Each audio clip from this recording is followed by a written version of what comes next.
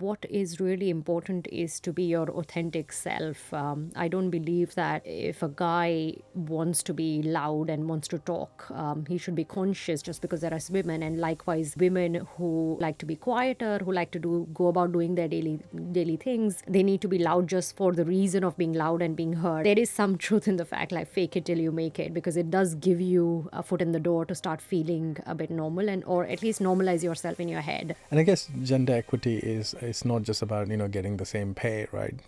It's more than that. Gender can play an imposter syndrome in your head about things you can do and cannot do. It's a self-limiting belief that can actually, 5 years, 10 years down the line, you realize that it has actually stopped you from achieving what you may have set out to achieve. I think showing up and trying and attempting and having that mindset that, okay, maybe I don't know this, maybe this is exciting, let's try it. That's a very, I would say, positive way and a great mindset to live with.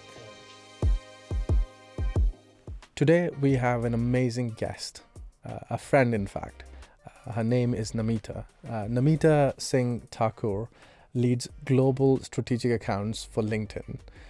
She's also a co-chair for Women's at LinkedIn, which is a group that essentially works to create more gender equity at LinkedIn. For the last few years, she's been operating as a lead there. Besides her formal involvement with the Women's at LinkedIn group, she also participates in speaking engagements related to women's education, empowerment, and endorsement. Outside her formal role at LinkedIn, she is passionate about art and regularly supports emerging women artists and artists within underrepresented racial groups as a patron, art collaborator, and collector. She is particularly perceptive about women and their role in corporate, social life, and personal experiences that have shaped their journeys.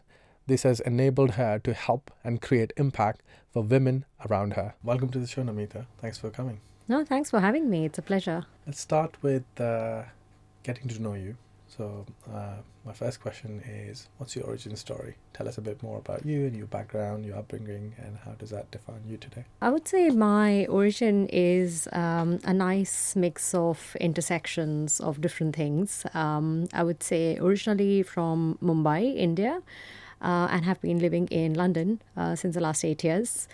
Work got me here. I moved here with my husband to sort of continue working where I am, which is at LinkedIn. In a previous life, or it seems like previous life, I used to be in a lot of performing arts, theater, but now have been in full-time sales role. So it's been interesting. Family has an entrepreneurial background and a creative background. Both my siblings are writers, actors. So I say it's a nice mix of background and kind of different people with different perspectives. What made you switch from, you were an actor before, right? Yes. To sales? That's a big jump. It's a massive jump. And I'd been doing theater and acting and touring across India, across Asia for a lot of years.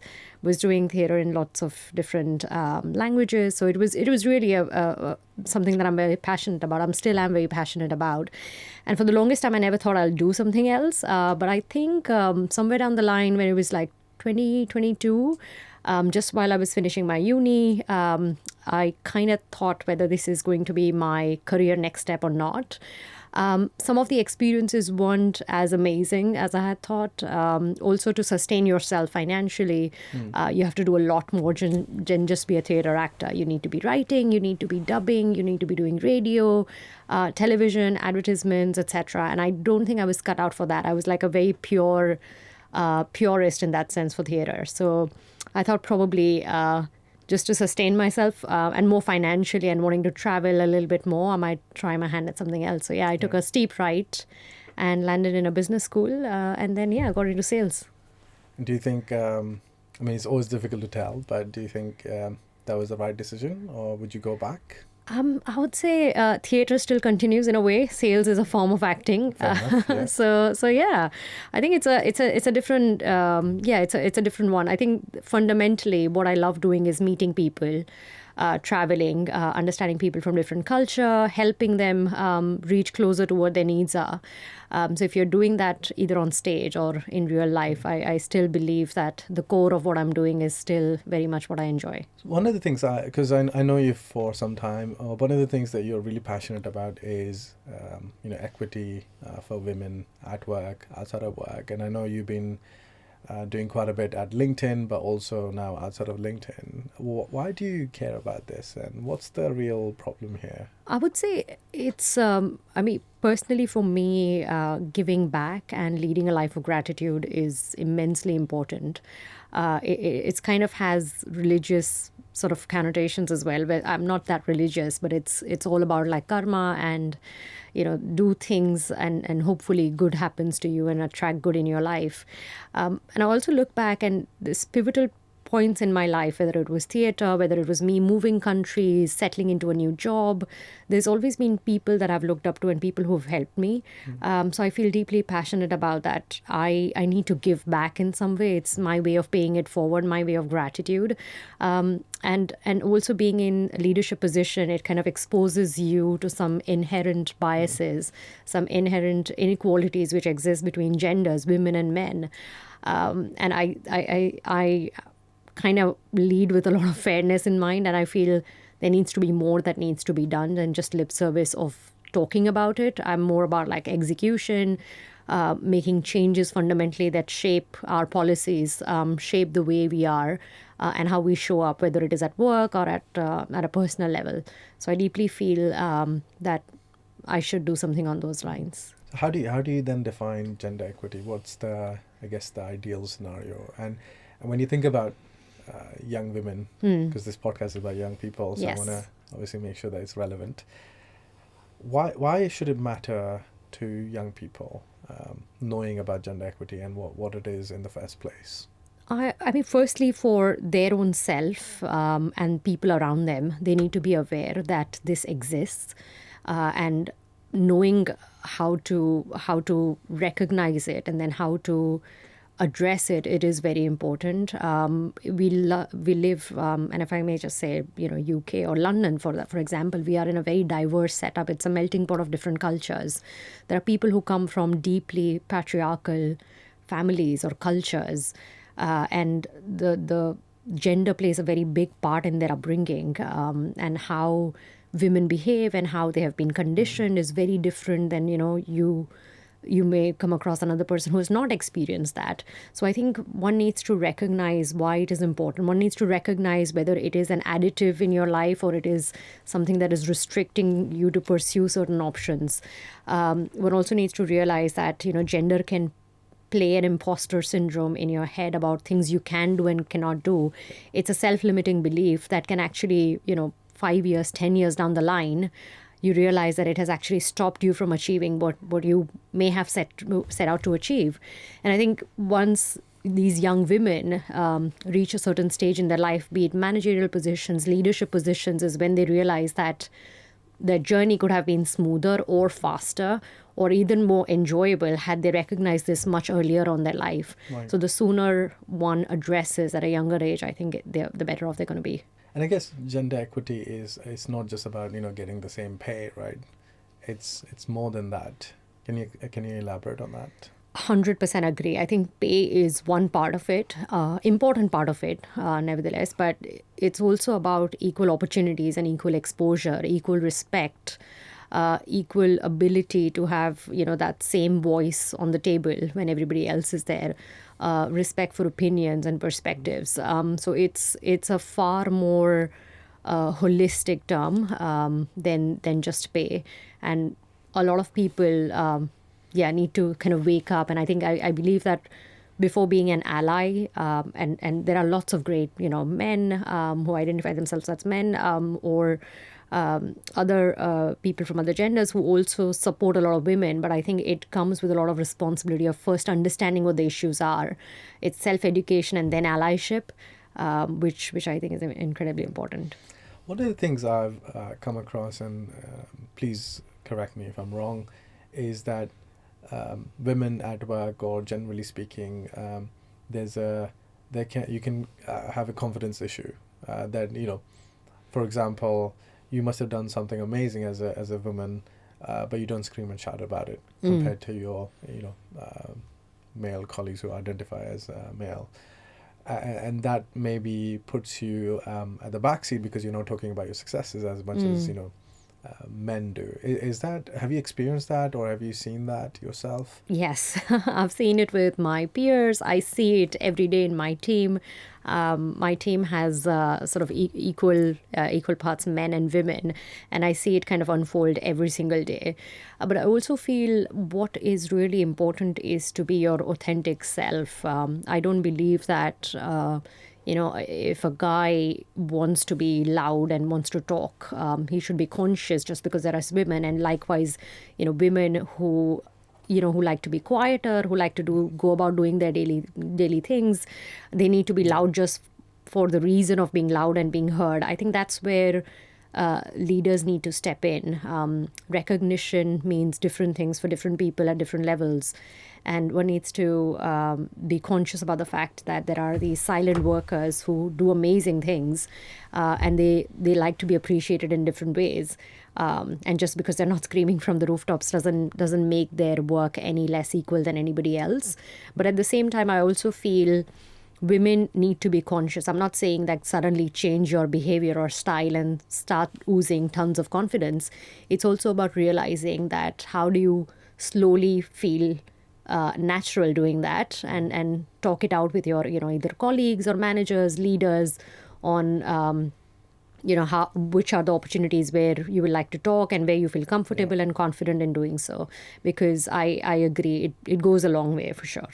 I work at Google, as you know, and one of the female colleagues, she faced confidence in her early days, and she started this program called I Am Remarkable, and it's essentially built to build confidence in women, but actually it's expanded to everybody now, because confidence, as you said, like there are some silent workers, they do amazing work, and it could be men as well, right, or any gender for that matter.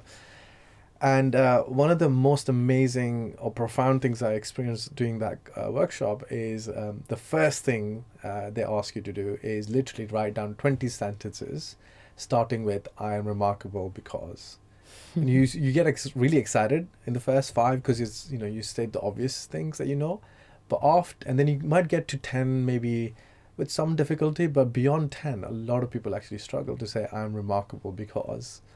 And it's that self-confidence that oh, maybe I'm not that good, maybe I'm not good enough in this area or that area. So you mentioned imposter syndrome, right? So how do you deal with imposter syndrome and that issue of self-confidence, so that you can actually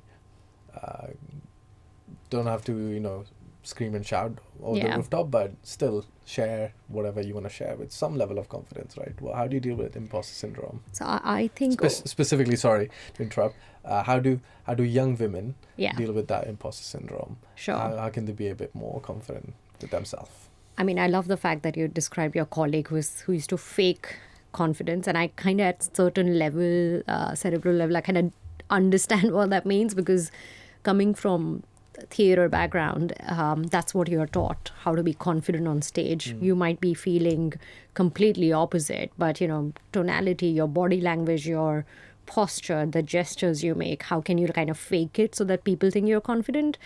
And a lot of that applies to young people, or people starting out, or people in young people in workspace as well. There is some truth in the fact, like, fake it till you make it, because it does give you a foot in the door to start feeling a bit normal, or at least normalize yourself in your head. I think for especially for young women, they need to realize, I mean, be it women or men, I think that imposter syndrome is that nagging little nagging little voice in your head, which doesn't go.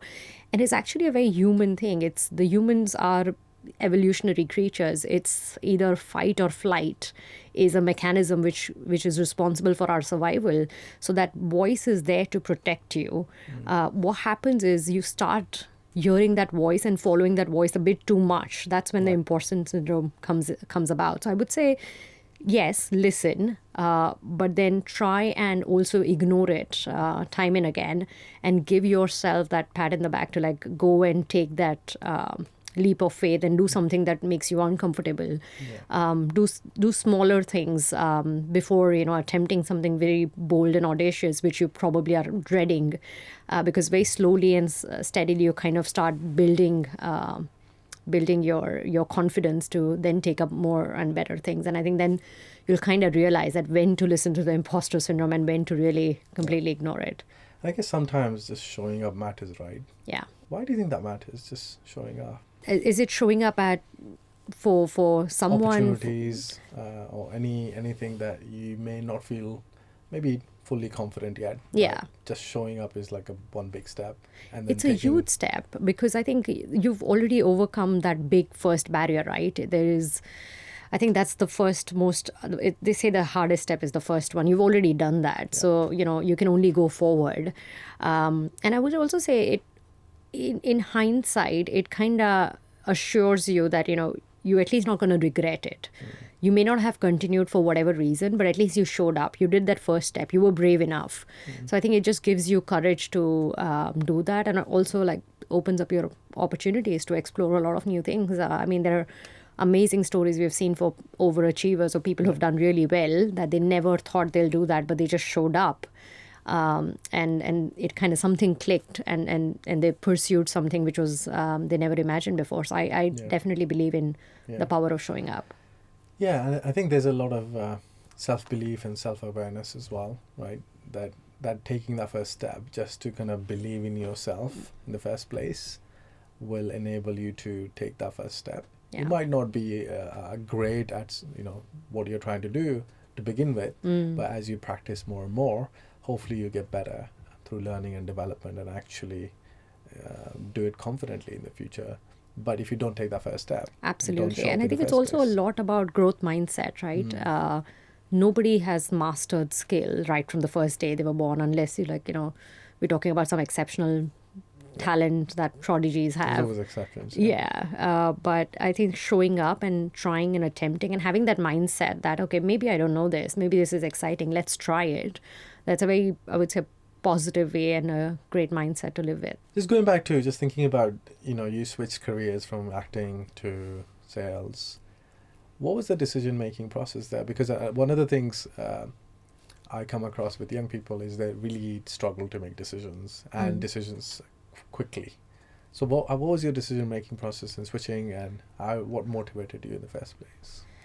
I mean, decision making was very hard, and especially at that age, somehow it felt like a big burden that I have to get this right, or else the life ahead is going to be all sort of not as per expectation, etc.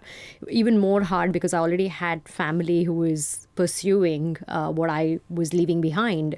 So there were lots of question marks in my head as well. And exploring something before, which is a sort of business school, it was completely unheard of. There was nobody else in my immediate family or circle who had been first, but it was also like, okay, let me show up once to do a consultation to see what this is all about. I kind of showed up. I was dreading it, obviously, but I did show up. And this is where I think some mentors and coaches helped, because they were there to help me. I had no idea. I didn't even know if they are coaches or they were mentors, but they are, let's say, well-wishers at that point, because they were the ones who asked me questions, helped me make a decision for myself, gave me certain directions, but obviously not nudging me in a particular direction, helping me make it for myself, and giving me mechanisms to cope whether decision is right or wrong, and also mainly I would say family helping you to believe that it's worth exploring. I mean, what's going to be the downside? Okay, you're going to spend a couple of years learning, but there's no downside really. So I'd say it was a mix of family, coaches, mentors, advisors, and taking that first step and showing up. I guess there's no simple recipe, right? Yes. It's just you have to go through that process of Yes. just internally with your own self, do the evaluation, but then also tap into your network, whether it's friends, family, or whoever, to get that second opinion. But then also, what's fascinating is you went one step ahead, or further rather, and your well-wishers or mentors and coaches to actually get some kind of maybe expert opinion, right? So it's like well-rounded before you actually decide. What's the value do you think that mentors and coaches add to your success, your trajectory, and how do you find one? I mean, What are the good qualities? Sorry. Absolutely. I mean, I would say, first of all, I have kicked myself too many times that I haven't approached them enough and more early on than when I actually started approaching them. Because one has to realize that you are 18, 20, 21 at the very best when you're like thinking about your careers and next step. And these are the people, men or women, in different walks of life who are probably 10, 15, 20, 25 years elder to you or more experienced than you. They have a richer palette of experiences and intersections and things that they have faced. So it's almost like getting an amazing read or a summarized digest of this is what you could do and this is how it could impact. So it's in a very an hour or two, you can get some amazing perspectives and some amazing opinions and ideas for you to go back and think about. I think it's absolutely fascinating, and more people should do it. The way I would approach somebody is I would think about what are the questions in my head, whether it are their life choices, whether there's career choices, whether there is, moving to a different country, completely switching my job, whatever that is, and think about somebody who has actually gone through the same, because they can potentially help you, take you through their decision making process, the pros, cons, pitfalls, where you might have a blind spot. So they might help you uncover that. I would say think for people who may have gone through that, and also I would say have that confidence in reaching out to people, because you'll be surprised how many people, no matter how senior they are, they always make time. They love giving back. So yeah, I think it's that voice in your head that plays you like, oh, I shouldn't do this because I'm gonna get the no. So the rejection is, the fear of rejection is very much front of mind, and you're not thinking that, so what if they're gonna say no? Yeah. But they could say yes, right? Yeah. So you dwell on the negatives but not the positives. not the right? positives. So when you think about like the fear of rejection, how do you approach it? I mean, I would say people give a lot of. I mean, it's fascinating how much importance people give to no or anything that's negative. Like, I typically feel if it's a no, the worst somebody could say is a no, but that's it. You move on and you do something else. It's not getting like emotionally bogged down or like mentally bogged down if you hear a no. I mean, no could be for a variety of reasons. They're traveling, they don't have time, or they have some other commitments, or they don't think they at that point in time they can And help it's not you, because they're etc. not good enough. Yeah, just because they it's don't have the nothing to time. do. It's nothing to do with me. They barely know me. I mean, why would they say there's nothing personal agenda on saying no? So I would say not giving that much importance to no, and also not putting a rejection. It's not like a massive failure. It's just a no. Like, move on and let's do something else or explore something else. You mentioned the role of an ally. What is the role of an ally, and why is it an important one? I'd say allyship is important, and I think it's showing up for the other person and supporting the other person in their journey, whatever that journey is, and wherever they are on that journey. And I think what's more important is not kind of wearing that badge of allyship and sort of professing your support as such, but it's more about building your own awareness, being educated about the issues, being educated about what really impacts that particular community that you're ally towards, and then supporting them in the most meaningful way, in the way that they want to be supported, being there to listen, showing up at places and times when it matters. So it's a beautiful relationship, and I think a lot of us are, whether we are interested in a certain aspect of our own individual passion points, we're also allies for a lot of other friends, colleagues, and people around us. And it's important because it's a great relationships. And I think together with our allies, we learn a lot more and sort of collectively bring everybody up. What is that one thing that ally can do to create more gender equity or to support that, equity at work or otherwise? First, understanding what equity and equality of gender and what are some of the issues that women face. What are those? Kind of educating, and it's very difficult when I say it's not as easy as, okay, let's open a book or just go online and just read about it. Sure. There are people from different facets and different places in the world, and it impacts people to different degrees. The things that you would have never heard about are impacting and affecting a lot of women. So developing a very holistic view and definition of what that equality and equity means, being acutely aware about your surroundings, where you're operating, where you're seeing those things, and also calling it out if you're not feeling comfortable. Because that's where I think allyship matters. What you see, and if you don't agree with it based on your knowledge that you've gathered, you're speaking up is a great support, I would say. Yeah. I think it's a very important role, but also, as you said, like it's not an easy. It's not just like open a book, right? One thing I've experienced myself is someone in my team went on maternity leave, and they came back, and it's not easy. I knew that it's not easy to come back after 12 months or whatever time you take, 6 months, 8 months, whatever, and to just pick up where you left, right? There's a transition process, so I was aware of that. And I read about it, but actually experiencing it is very different to just reading about it. Yeah. Right.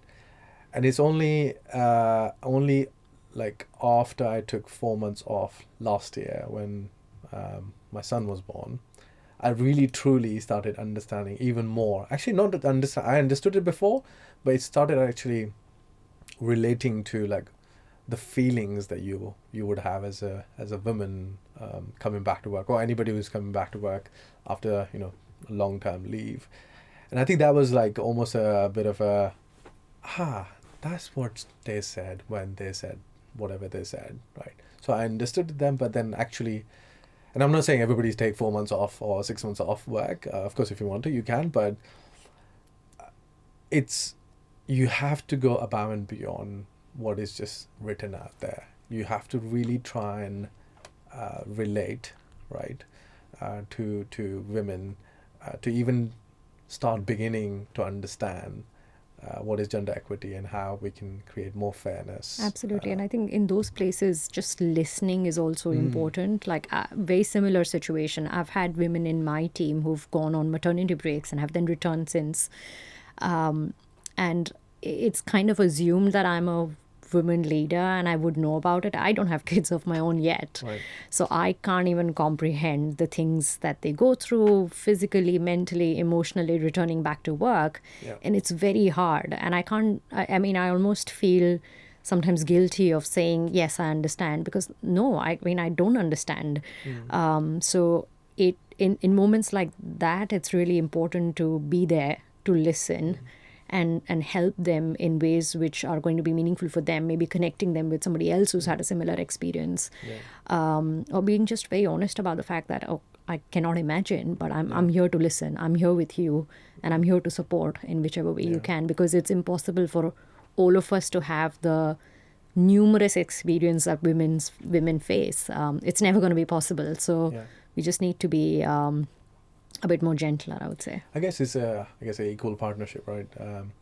Because if you think about, like, if I think about young women, right, what I would say is like signaling is important, because if you're feeling certain way, or if you feel that you've been treated unfairly, or you want something to change, just signaling that actually just speak up and say, oh, I don't feel this or that. And it's not about confrontation, it's about really kind of sharing the feedback, constructive feedback, so that collectively we can grow together and hopefully grow in a more fair way. Yeah, agree. And I think for younger women who haven't still experienced a lot of, either it's working in sort of a very diverse team, etc., or having that exposures yet, they don't even sometimes can unfortunately not even label what that issue was if they faced an inequality or didn't have a great experience. They really can't pinpoint what it was. It was just a feeling that wasn't right.